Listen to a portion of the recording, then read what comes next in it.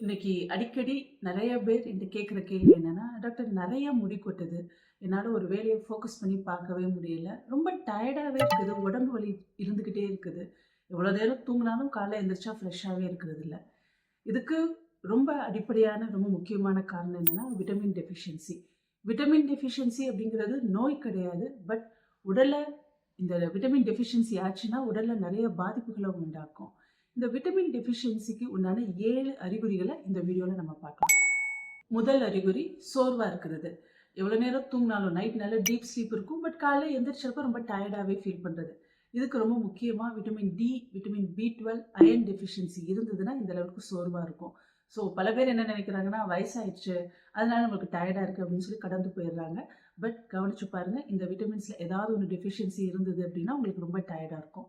Number 2, முடி கொட்டுறது. நான் ஃபர்ஸ்டே சொன்ன மாதிரி இன்னைக்கு இருக்கிற ரொம்ப காமனான ப்ராப்ளம் தலைமுடி கொட்டுது. முடி கொட்டின உடனே முதல்ல பண்ற விஷயம் என்ன தெரியுமா? உடனே தலைக்கு தேய்க்கிற எண்ணெயை மாத்துறாங்க. இல்லைன்னா புதுசா ஏதாவது ஷாம்பு வாங்கி ட்ரை பண்றாங்க. இல்லைன்னா ஏதாவது சீரம் வாங்கி ட்ரை பண்றாங்க. பட் அதுக்கு முன்னாடி நீங்க கவனிக்க வேண்டிய விஷயம், எந்த விட்டமின் கம்மியா இருக்குது. அகெயின் இதுல வந்து அயன் கம்மியா இருந்தாவோ, இல்ல பயோட்டின், இல்ல விட்டமின் டி கம்மியா இருந்தாவோ முடி கொட்டுறது ரொம்ப ஜாஸ்தியா இருக்கும். டெய்லி கொஞ்சம் முடி கொட்டுறது பிரச்சனை கிடையாது. பட் நிறைய கொட்டுது, தலையில சீப்புச்சாவே நிறைய வருது, தூங்கி எந்திரிக்கிறப்ப தலானி சுத்தி நிறைய முடி இருக்கு அப்படின்னா அது இமீடியட்டா அட்டென்ஷன் கொடுத்து தான் ஆகணும். அஃப்கோர்ஸ் அட்டென்ஷன் கொடுக்குறாங்க, not in the form of oil and serum. But உங்க உடம்புல என்ன டெஃபிஷியன்சி இருக்குங்கிறத ஐடென்டிஃபை பண்ணுங்க. மூணாவது அறிகுறி கான்சன்ட்ரேஷன் குறையிறது. குழந்தைங்களை பார்த்துருப்பீங்க, நல்லா படிக்கிறேன் பட் மறந்து போயிடுது. இன்னும் பெரியவங்க சொல்லுவாங்க, என்னால் ஃபோக்கஸ் பண்ணி ஒரு வேலையை பண்ணவே முடியல, நிறைய விஷயங்களை மறந்துட்டே இருக்கேன் அப்படின்னா அஃப்கோர்ஸ் நம்மளுடைய மூளை வேலைப்பாடுகளுக்கும் விட்டமின்ஸ்க்கும் நிறையாவே தொடர்பு இருக்குது. விட்டமின் டெஃபிஷியன்சி ஆச்சு அப்படின்னா, குறிப்பாக விட்டமின் பி12 டெஃபிஷியன்சி ஆச்சு அப்படின்னா மெமரி பவர் கொஞ்சம் லோவாகும், கான்சன்ட்ரேஷன் பவர் குறைய தான் செய்யும். நாலாவது, இது ரொம்ப காமனான விஷயம், இந்த ஜாயிண்ட் பெயின், மசில் பெயின் வர்றது. இதுவும் விட்டமின் டெஃபிஷியன்சி தான். பர்டிகுலராக விட்டமின் டி டெஃபிஷியன்சி வந்தது அப்படின்னா முதல்ல அது ஆரம்பிக்கிறது ஜாயிண்ட் பெயின், மசில் பெயின் தான். அகெயின் நிறைய பேர் வயசாயிடுச்சு அதனால மூட்டு வலி வந்துருச்சு, கை காலெல்லாம் வலிக்குது அப்படின்னு சொல்லி அதை கடந்து போக ஆரம்பிச்சிடுறாங்க. நீங்கள் விட்டமின் டியை கரெக்ட் பண்ணாவே போதும், உங்களுக்கு இந்த ஜாயிண்ட் பெயின், இந்த மசில் பெயின்லாம் உங்களை விட்டு போயிடும். தென் அஞ்சாவது அறிகுறி, இந்த கை கால்லாம் மரத்து போகிறது. கொஞ்சம் நேரம் உட்காந்துருந்தா ஆட்டோமேட்டிக்காக கை மரத்து போயிடும், இல்லை கால் மரத்து போயிடும்.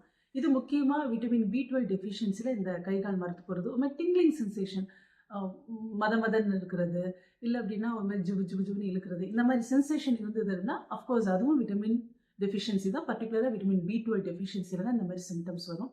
தென் ஆறாவது, அடிக்கடி நோய் வர்றது.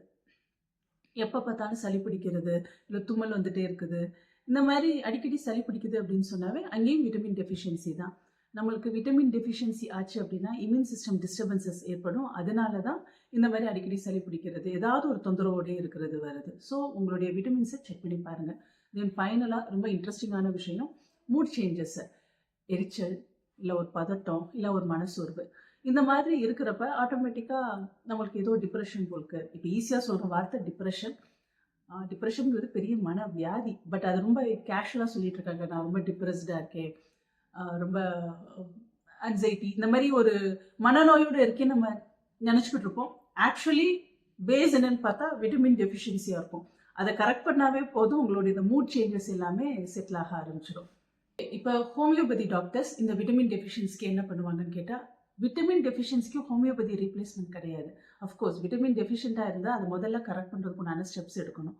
தென் இந்த விட்டமின் டெஃபிஷியன்சி மூலமாக அசோசியேட்டாக சில சிம்டம்ஸ், சில நோய்கள் இருக்குதுயா, அதுக்கு ஹோமியோபதியில் நல்ல வைத்தியம் உண்டு. உதாரணத்துக்கு தூக்கம் இல்லாமல் இருக்கிறது, அடிக்கடி சளி பிடிக்கிறது, அடிக்கடி ஏதாவது ஒரு தொந்தரவு நோயால் பாதிக்கப்பட்டே இருக்கிறது, தென் ரொம்ப டயர்டாக இருக்கிறது, தென் நான் சொன்ன மாதிரி மூட் சேஞ்சஸ், இது எல்லாத்துக்கும் இண்டிவிஜுவலாக அவங்கள அனலைஸ் பண்ணி அவங்களோட ரூட் காஸ் என்னங்கிறத கண்டுபிடிச்சி அதுக்கேற்ற மாதிரி தான் நாங்கள் வைத்தியம் பண்ணுவோம்.